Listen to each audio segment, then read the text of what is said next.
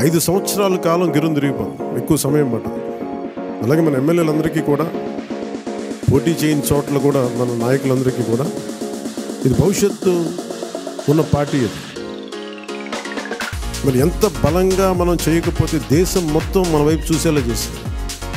దేశం మొత్తం ఈ రోజున ఎవరన్నా సరే దేశం మొత్తం మీద ఢిల్లీలో ఎక్కడికి వెళ్ళినా నన్ను పదే పదే పిలిచి గౌరవిస్తున్నారంటే అది మీ అందరూ చేసిన కష్ట ఫలితం.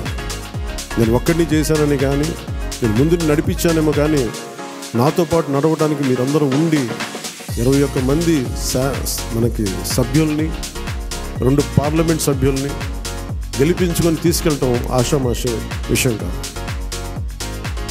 మన ఉదయ్ గారు కానీ, బాలసౌరి గారు కానీ మనం అడుగుతున్నారు నెక్స్ట్ పార్లమెంట్ సెషన్స్ ఉన్నాయి ఏం మాట్లాడాలి అంటే, ఉదయ్ గారు కూడా చెప్పారు మీరు ముందు అవగాహన చేసుకోండి.